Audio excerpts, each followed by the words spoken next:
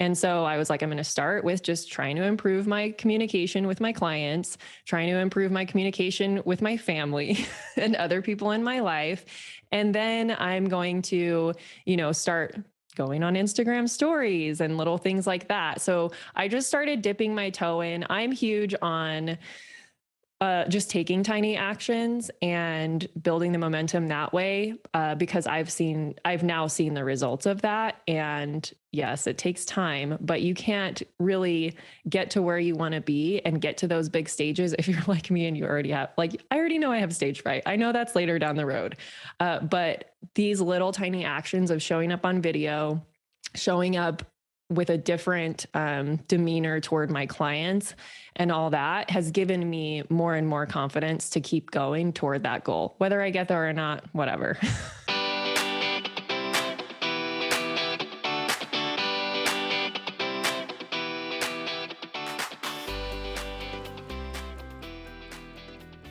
Well, hey there, welcome back to another episode of the Heather Sager Show. I am joined by my dear friend, one of my business colleagues and a client of mine, Serena Shoup. Welcome to the show. How are you, my dear? I am doing great. Thank you so much for having me. Yeah, I'm up in my head. Did I say your name right? I never say your Yeah. last name outright. Shoup? Yeah. Do you do that thing too with people that you know on the internet where you have a freak out moment and realize that you never say their names out loud in its entirety? It's a thing. I was talking to a couple podcast hosts over the Yep. last couple weeks about it. Name anxiety, name out loud anxiety. That's a thing. What a hell of a way to welcome you to the show. Yeah. Well, thank you. And good job getting it right. Sometimes I get Shoup and that's really how it's spelled. So I can't blame people, but yeah. So I'm Serena and I am a CPA. I have kids at home. I run a virtual bookkeeping business and I also mentor and coach other bookkeepers and accountants on leaving their 9 to 5s to start their own virtual businesses. Yes. And I love that. And correct me if I'm wrong here, but you were not doing that latter part with coaching other bookkeepers and such when we met. So let's take it back 2 years ago, early 2020, when you and I first crossed paths. What did your business look like back then? So back then was right around the time that I was wanting to coach other bookkeepers and accountants. I was a couple years into my business. I was definitely feeling like all the imposter syndrome about, I see these people struggling. I know I can help them, but I haven't really been at it in my own business long enough. Never mind you, I already had 15 years of corporate experience, right? Doing finances, doing bookkeeping, accounting, and all of that, leading teams. But I still was really unsure of myself and afraid of putting myself out there to start this other arm of my business of coaching and mentoring other bookkeepers and accountants. So that's pretty much where I was at. Yeah. And with your bookkeeping business, how long had you been at that? How long had you been away from corporate? I know you had little kids like me, took a little time. How long had you been in your bookkeeping business? So I left corporate in 2016 to have my second baby, and I started my bookkeeping business. It's kind of vague because I definitely started it. What was that? It's like there's like a gray period, a questionable period. There's a questionable period of like, am I going to be serious with this or am I just freelancing? And basically I was taking on freelance bookkeeping jobs on Upwork just to stay fresh with my accounting knowledge about a year after my daughter was born. So I would say I started in 2017 as like a side hustle to motherhood. Yeah. And so I met you in 2020. So I was about 3 years into this online business world. Yeah. And so what was kind of the kicker? You mentioned a little bit, but you were doing the bookkeeping thing. You were getting clients, things were working well. What was it that made you go, I want to add more to my plate. I want to do coaching, like that second arm of the business. I think so many people resonate with that. We all are like, how do we focus on one thing? What was that pull for you? For me, I was in a lot of bookkeeping communities online, like Facebook groups. Let's be real. That's what they were. They were Facebook groups for bookkeepers. And I kept seeing people have the same questions that I had when I started out, that I had already been through, struggled through, and figured out on my own because I wasn't finding the information out there. And I was finding myself spending a lot of time helping these other people with their questions, just answering in the Facebook groups. And I was like, I could probably put something together to help people that's going to answer all of these questions. And that way I don't have to feel the need to basically coach people in the Facebook comments. And so that's what I did. I started kind of compiling everything and putting it into a structure of like a PDF, and I started selling that for $27 just to like make myself like, okay, this will satisfy that need to help other people because I just can't help myself. I'll make a little bit of money, and I just Famous kind last of, words for every entrepreneur. I just yeah, can't help myself. I'm just going to make a little PDF. Like, yeah, just gonna make a little PDF. But I actually pre-sold it. Like before I actually created the PDF, a few people that had started following me on Instagram and stuff, they were like, um, they had all these questions. So I was like, hey, I'm going to put together this PDF that will answer all of this. It's going to be $27. Are you in? I made a PayPal link, and that's what I did. I think at that point I had started a little email list. I took Amy Porterfield's List Builder Society course. I had started my little email list. I had maybe like 50 people on it, and I pre-sold it to that email list. And once the first person bought, then I got to work actually creating it. oh, I didn't know this part about your story. Yeah. I think that's pretty awesome. Of starting pre-selling a PDF. That's pretty epic. I was scrappy. Okay, so take us to early 2020. You had this idea, you start pre-selling a PDF. You had this goal to, I don't know, start serving these people. I'm curious the cross section, because this is where we met. I was doing a launch of Speak Up to Level Up. And this is my program all around helping business owners become more effective speakers and attract leads into their business. But I'm curious the cross section there, right? Because we think you already were doing bookkeeping. You were now getting scrappy, adding this PDF piece. When and how did you discover that you wanted to start thinking about getting better at communication and explore speaking skills?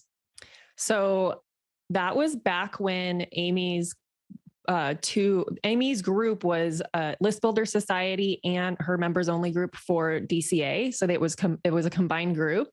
And I had been kind of lurking in that group and watching people's comments.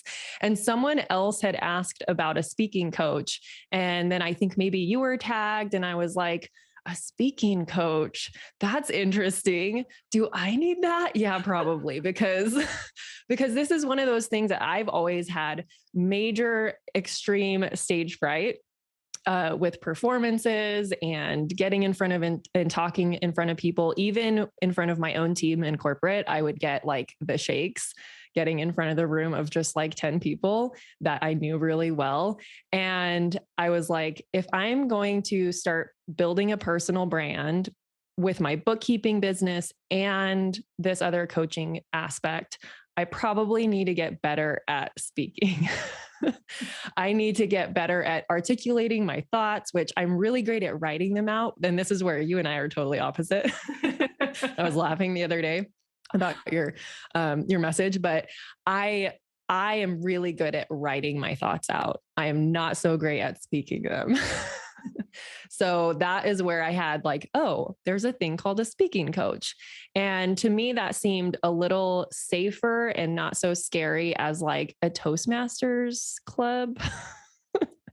Because I have explored that as well. And it wasn't right for me. So I was like, maybe I should just hire a private speaking coach. So I stalked you for a while. I stalked your podcast.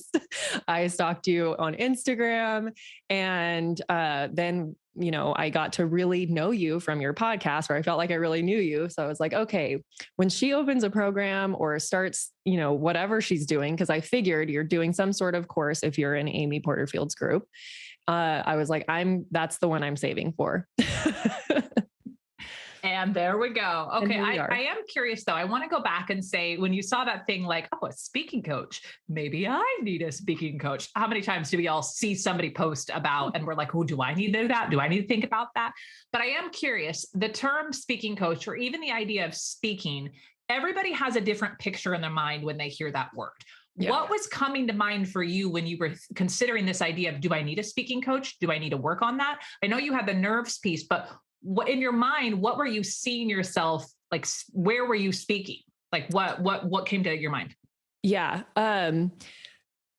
This may have been something that you touched on in one of your earlier podcasts. I'm sure it is. Part of what you talk about is that speaking is happening in any communication, whether it's with your family, it's with your business colleagues, it's on discovery calls. And I was doing a lot of discovery calls at that point.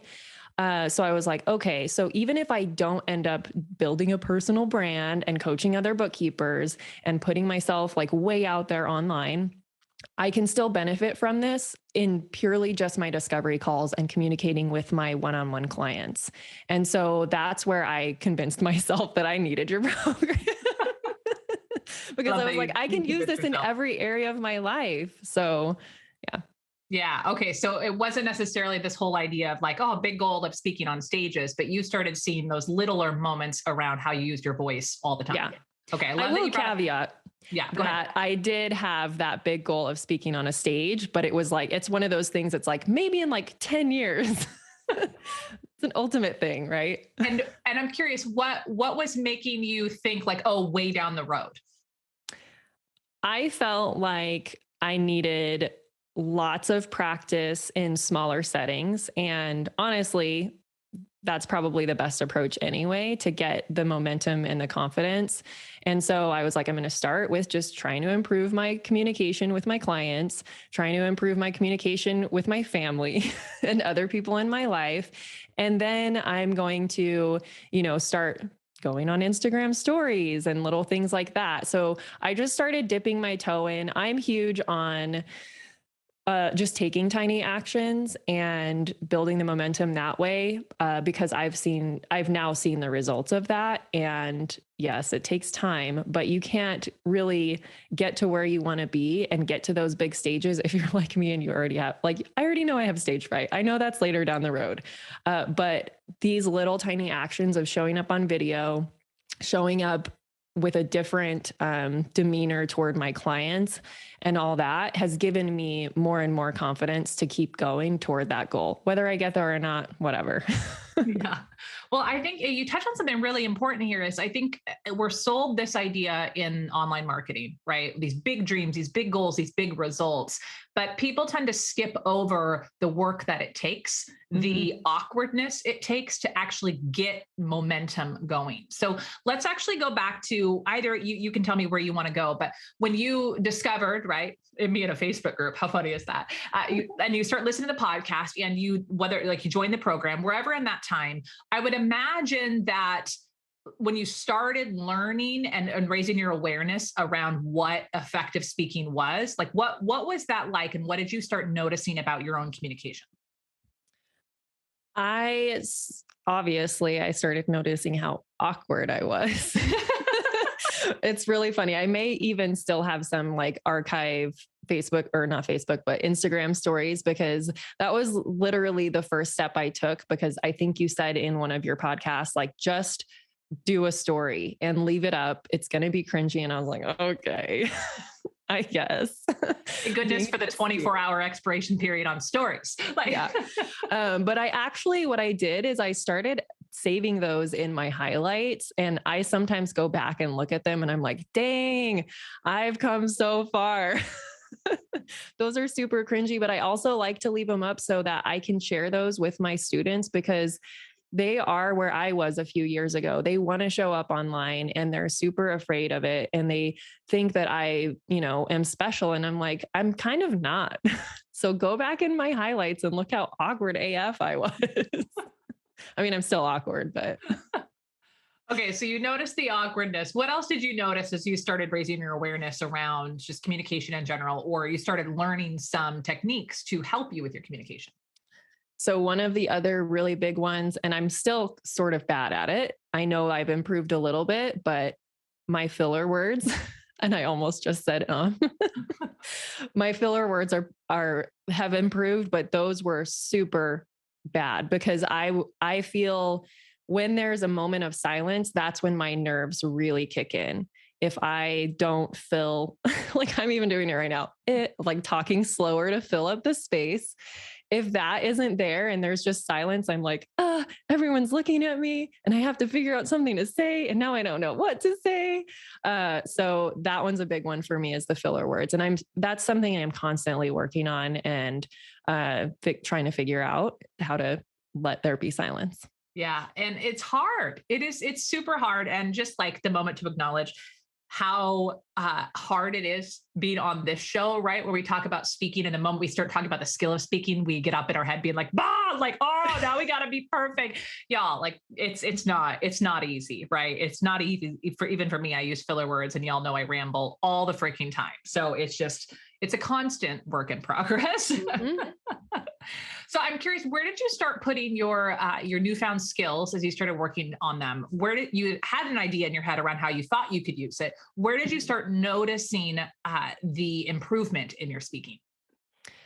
I started noticing the improvement by just showing up every day on stories. And back then, you couldn't just click on the caption button and have it auto generate captions. And one of the things that I really appreciate, because I don't often have my sound on when I'm watching people's stories, is if there is a summary of what they're saying, or now there's captions. Back then, there wasn't the ability to put in captions. So it forced me to rewatch my story, type pretty much a caption or a summary of it, and be very highly aware of how much I was using filler words. Yeah. So that was step one. And then as I was starting to become in your world and go through your program and whatnot, I was also building a course based on that little PDF, but going more into detail. And so I was creating slides, creating lessons, and talking on video. And I definitely stepped out of my comfort zone with that by actually doing face to camera in addition to the slides, because I felt that was kind of important. I don't do that on all lessons anymore. I do like an intro face to camera, and then I, sometimes just do slides, but it was a really good learning experience in getting better on camera and all that. So, Okay. And if I remember correctly, I can't remember where you were at in that journey, but I remember you showing up to one of our coaching calls, and you were sharing how you had this idea for this program, you had everything ready, yet you still had not launched. Am I remembering that yes. correctly? I mean, I kind of had it ready. It was kind of the the same situation as the PDF. I knew people were ready to buy it. I had not yet created it and not yet launched it. And I was totally up in my head about launching it. And it wasn't even about, for me, it's never really about like, am I going to get enough people to buy? It's more about, am I going to give anyone who buys it the value that they're looking for? That's always been my biggest concern in anything I do. Like, I honestly don't understand why people are like, I only had one person buy. Should I refund them and scrap the whole thing? And I'm like, no, just do it.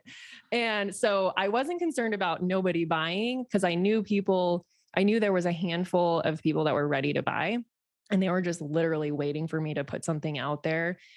But for some reason, I was really caught up in like, how am I supposed to launch this? I ended up signing up for Kajabi. In Kajabi, I don't know if it's still in there, but there used to be, I'm pretty sure it is. It's called a pipeline, and it has a template in there based on Brendan Bouchard's 3-part video series. And it even gives you like, not a script, but ideas of what you should be talking about in every video. And so I was like, okay, I'm just going to rip off the Band-Aid. I'm going to follow this process, and I'm going to send it out to my email list. And so that's what I did. And I created that while I was in your program. I don't remember. I think I may have shared some of the videos in the Facebook group. I remember very clear. This is the memory I have in my mind of us being on the call and having the conversation. It's like, but why haven't you done it yet? And you were like, no. And I remember we issued you the challenge, like, you're going to rip off the Band-Aid, you're going to announce it. Like, you're going to announce it, you're going to do it. And Yeah. I remember when you launched, how many people came through your first? 100. Okay. Yeah. I had Yeah. 100 people on my email list at that point, which is Yeah. also another thing that a lot of the gurus talk about. You shouldn't launch until you have like 250. And I was like, I have a really engaged audience. I'm just going to try it. Yep. I feel you on that one, y'all. I had 136 people on my email list the first time I launched my program. You just do it. Like, I Yeah. think people spend too far like waiting, and the longer that we wait, the more perfectionism we allow in our Mhm. brains that it Yeah. keeps us stuck. So I love your tiny action comment earlier. I think the faster we can get into action, screw up, mess up, get all the awkwardness out. In Sulu, we celebrate losing your virginity on certain Mhm. things like launching or doing your first podcast interview. Like, just get it over with so you can move on Yeah. to the fun part. Yeah. That was another thing that I did while I was in Sulu is I managed to get myself onto another podcast in the accounting industry. That was way before I started my own podcast. And I was so nervous for that first podcast. I was shaking in my boots, but I did it. And you've done other ones too. Now you've launched your own podcast. So tell us a little bit, right? We talked about the early days. You started launching. You've now taken that program that you have that first kind of rough launch on, and now you have a well-oiled engine in your launch Mhm. process. But talk a little bit about what your business looks like today compared to 2 years ago. So compared to 2 years ago, I think we've done we're creeping up on 200,000 in total revenue. So I think in the first year we actually did hit 100,000 in revenue on just the course mentoring side. That's Yeah. not So including my this is bookkeeping. specifically on your that second arm you're talking about. Yeah. Okay. Yeah. So this year I'm hoping to hit at least that, probably more. And we launch the course that I created. I've actually revamped it since that first initial launch because hello, I've improved my skills and I've learned a lot through continuing to work with clients and continuing to work with students about what they're really struggling with. And so I've revamped the program. The basic structure is the same. I've added some higher level stuff, but I totally changed my launch method. So my strategy uh, to actually be in a live format because funny enough, I've discovered that I do way better when I get to actually interact with everybody in the live setting. And it just feels better for me. So it's not as passive. I get people into a pop-up Facebook group. It's a paid launch strategy. So they're paying to be there. And so they're showing up more for themselves. And it's just so much fun. So that's what I do now. And we launch 2 to 3 times a year. I think right now we're currently in one of those launches, and I want to say this is maybe my sixth launch. I should probably know this. I should probably know that number, but like I said, I'm never really attached to the outcome of the launches in monetary in the monetary world, like which is funny because I'm a finance professional, but more about how much impact I can have. Like it's more about how many people I can get to take action, even just through those workshops. Yes, at the end, I pitch my main program, but I'm always very like, and this is just how I operate. I'm always very transparent. At the very beginning of those workshops, I warn people, I'm like, I will be opening my program at the end of this. I don't want you to feel like this is a bait and switch. You can come to these workshops and still get enough value and information to be able to run with it on your own. Or if you want to work with me on a deeper level, that option will be available. And so for me, that just feels a lot better. And so that's how I run them. And then I'm not as nervous when it comes to pitch day because I'm like, it is what it is. People have still gotten the value that they wanted. So yeah. Yeah. Okay. I love that. So you have that happen. You're doing live launch. Could you have imagined 2 years ago you running boot camps like that, like doing the live series and being able to sell so fluidly?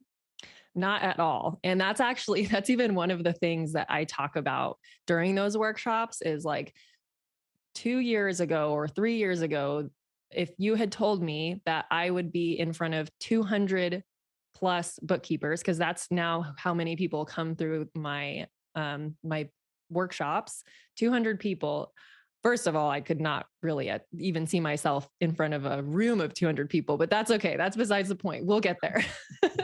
But I tell them, like, if you had told me 2 years ago or 3 years ago that I would be teaching 200 people these workshops, I wouldn't have believed you. I'd have been like, yeah, right. Like, stage fright, Serena? No way. Oh my gosh, that's like it's funny because it's true, right? And I'm curious. Something that came to mind for me. I'm going to go off track here for a moment, but I'm thinking back to you figuring out your launch strategy, you kind of building this arm of your business. I know a lot of entrepreneurs have this goal of being able to run launches, like you're talking about, to be able to have the oh my gosh, the program could make six figures. That's incredible, and they start focusing on all these tactics and trying to figure out, should I do the low ticket offer? Should I do the paid launch? Should I do a group coach? Like they start asking all these questions and following people who they think the strategy is going to be the thing that works. Mhm. What have you learned over the last 2 years around like where to focus in your business that has allowed you to grow your programs in this way? So, two things, which I'm going to take a left turn here. One of them is really working on my money mindset, and detaching myself, like just that personal development side of like really getting more comfortable with myself as a person, loving myself, not caring what other people think. That's been a difficult thing for me in my life. And I finally feel like I have really detached from that identity of caring what people think. And so that has helped tremendously. And in turn with that, like learning it's okay to have my own communication style. I don't need to be this polished, buttoned up accountant that some people expect out of our industry. I think that's my edge. And I like to show other bookkeepers and accountants that they get to be awkward too, because we all are to some extent. Oh my gosh, I So, love that. Yeah, I think we all have our weird quirks and awkwardness. And I think that piece, right? I think we're sold this idea that being an influencer or being a personal brand, you have to act or like a certain way. But mhm, the people who really rise are the ones who just show up as themselves, which yeah. sounds a little fluffy, but I don't know. I think communication is a huge piece of that, of being able to speak in your own imperfect and authentic way. Yeah. Yeah. Sometimes it, that can be like the being your authentic self that can be kind of overdone, but it's really true. It totally is. Okay, so what else have you done in your business? You said you launched a podcast. Any other things that come to mind around how you have leveraged your newfound communication skills in your business? Yeah. So I've also been building out my team inside of my bookkeeping business and just getting really clear on what I value inside of my business with my team. That has helped tremendously. I constantly am meeting with my team and doing meetings and presentations for them as well. And so it's trickled into that. It really has trickled out into every aspect of my business and life. So I'm not trying to be like, Sulu changed my life, but it did. It's okay. You could say it. We'll put that on a quote card. Okay, I do want to ask because you brought it up earlier. One of the places that you were already showing up was sales calls. I Mhm. am curious, have you noticed a difference in your, obviously, there's the repetition of you do a lot of them, but Yeah. what have you noticed around the selling experience? How has that evolved for you? It's sort of the same way as how I approach the workshops, like the selling at the end of those. And it's really like changing your mindset around it, for one, helps tremendously. And being like, it's just an invitation. I'm not like literally trying to just sell you on something you don't need. Anyone who gets on a call with me for bookkeeping knows they already need it. So it's like that piece is out of the equation. It's just a matter of, are they a fit for us? Are we a fit for them? And being able to really communicate the process that we take clients through on discovery calls has helped a lot too. So it's it trickled into that as well. I wouldn't say that I had a hard time closing clients before Sulu, but now it's easier for me to articulate why we're different. So Yeah, that's great. I think that's great. And I think a lot of times people think communication skills are like, oh, filler words, oh, speaking louder, clearer. But there's this whole other side, is the content around what you're talking about, the structure of Mhm. your ideas, articulating the value, as you said. Can you just share a little bit on your experience on not just the delivery side of things, but on the what you're talking about and how that's really made an impact in your business or in your life? Can you clarify a little bit on like the content that I talk about? Yeah, so it's less on the delivery skill side, like the body language, the verbal skills, those kinds of things, and Okay. more on the message of what you're talking about. Okay. Yeah, my message.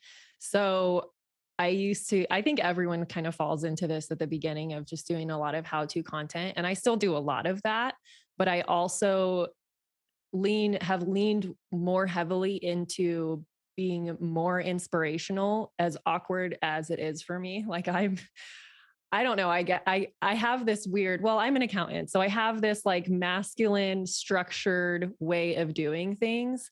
And so sometimes it's really hard for me to be like a cheerleader and like really encouraging and inspirational. And so I've really been working on that as well, because it does make a huge difference. Because when I do offer like some tough love or inspiration toward people, they're like, yes, I needed this today. And it's like, okay, so I guess I should do more of that.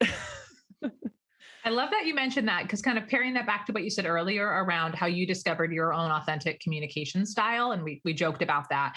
But I think a lot of people miss this concept that there are different ways in which we have to communicate and different types of messages we have to bring to our audiences, because they don't think, act, they don't receive things the same way that we do. So you acknowledging that, oh, I have to bring more of that inspirational side because audiences need it. I Yeah. think that's something that's really interesting, as we all have to figure out what our strengths are for communication, but it doesn't give us the ability to skip out on other communication styles that our audience actually needs in order for them to hear it and make decisions with their content. Yeah, a big one too recently, and it even came up on this week during the workshops, is at the end of them I always open it up for Q&A and I tell them you can literally ask me anything. And I don't know if that's anyone else's style, but I like to just answer random questions. It can be about my life, it could be about stuff inside my business, things that we're not technically covering on the workshops, I still answer questions around. So someone asked me like what my morning ritual was, and I was like, "Oh, okay." Wasn't expecting that, but it also got me thinking of not everybody has been in this personal development journey as long as I have, and I haven't even been in it that long, so it's not like I know everything about it, but I know how much my life has changed since I started my business, and going on like entrepreneurship is just personal development on steroids, let's be honest. But if they're still in corporate, they haven't been exposed to a lot of this, most likely. And so I was like, okay, I need to incorporate a little more of like where I've gotten my, you know, personal development stuff from and resources that I've found helpful. So yeah, I told him, I was like, well, I'm a mom, so I don't have like a long ass morning routine. And this season of my life, it's literally 5 minutes. And sometimes it's just, uh, I try to listen to this brain priming audio. I don't know if you've heard of her, Dr. Shannon Irving, Mm. Irvine. I don't know how to say her There's the last name name, but thing again. Like, yeah, exactly. But she is a neuroscientist, basically. She has her doctorate in neuroscience, and she kind of teaches basically, I mean, manifestation is actually um, like a neuroscience thing. You're rewiring your brain when you follow a lot of the manifestation stuff. So anyway, part of what she has is a brain priming audio, and it's almost like an affirmations type thing, but so I listen to that. It's 5 minutes long. I listen to that every morning while I'm brushing my teeth. And I told them that, and they were like, "This is amazing. Thank you so much." And I'm like, "Okay." So well, gotta now everybody incorporate wants more to of know that where they can inspirational. get that. So you're going to have to share that so I can include the link in the show notes, because I'm writing down like, okay, prime my brain while I brush my teeth. Yeah. So she actually has two of them. There's a morning one and an evening one. And they're most effective if you listen to them like right when you're waking up and right when you're going to sleep, uh, because it kind of like bakes it into your subconscious or something. I'm really bad at explaining how it works because I'm not the neuroscientist. But yeah, You're doing great. I know other people were thinking like, how do I get that too? So will you share a link with me and I'll put it in the show notes? yeah, absolutely. I'm pretty Okay, sure cool. it's a freebie of hers, but I got Yeah. it like 3 years ago and I've Okay. been, yeah. We'll explore. We'll figure it out. Okay. I love this. Love this. I want to respect your time because I know you are right in the middle of your workshops heading into your launch, which, by the way, congratulations to you. I know you'll be welcoming your 100th student inside your program, which is, Yeah. I mean, that's pretty freaking exciting. I know you said the numbers, but for you, it's more about the impact, but clearly the impact that you're making is really incredible. And just thinking about the fact that you were wavering on taking action on this just 2 years ago. I think in the online space I mentioned before, we all want things to go faster, but growth, sustainable growth, and actually really building a program that can create that value for people, it does take time. Yeah. So if you are, I want you to speak to a moment for anyone who's listening, who's maybe earlier in their online journey, right? They probably, like you, have either an established other leg of their business or they're coming out of corporate with professional experience. But this whole online thing is relatively new and they're feeling like, why the hell is this taking so long? Do you have any Mhm. words of encouragement for them and any recommendations around where to focus? Yeah. So if you're here listening to Heather's podcast and you're new to the online space, she's said it in lots of other podcasts, but rip off the band-aid, go on your Instagram stories, start getting comfortable in front of video. But like I said before, it's the little tiny actions that build the momentum and build your confidence. And 2 years, I mean, 2 years is not that much time, but it's also a lot of time. So if you've been wavering for even a year or 2 years and you're like, I have to have everything perfect, imagine how far you could have been if you would have just jumped right in 2 years ago when you first had the thought, right? So try not to beat yourself up over not having already started. Just do it now. Just Now's your time. freaking do it now, people. Rip off the band-aid. It's just, I don't know. I love what you said earlier as like, I might as well be bad and get moving on it than just wait on it anymore. So Yeah. okay, I love this. I mentioned to you this before, Serena. I would love to have you back on the show to talk about your expertise with money. Y'all, Mhm. full disclaimer, Serena has also become my bookkeeping team, helping me with my finances. We've been working together now for a little over a year, right? Yeah. I like, That's how fun is it crazy. that I get to hire? This happened multiple times. I've actually hired members of my program to come in and work inside my business. So Serena is amazing. So we'll have her come back and talk a little bit about that money thing. You mentioned the money mindset. I want to Mhm. talk a bit about that and then Yeah. also help business owners understand money doesn't have to be scary. So we'll do that. But in the meantime, they can start following you online. You're very active in stories. And I have been very impressed with your Reels game this last year, my dear. So where can people hang out with you online, learn more about what you do? Yeah. So I have two handles on Instagram. Ambitious Bookkeeper is my coaching side for the bookkeepers and accountants. And that's the one I'm most active on. So if you want to get to know me as a person, that's where you should go. And my bookkeeping firm is Of Course Bookkeeping. And that's on Instagram at Of Course Bookkeeping. And yeah, those are probably the best two places to reach me. Cool. And if anybody just by chance is in here like, actually, I've been looking for a bookkeeper or trying to figure out whether or not I need one for my digital course business.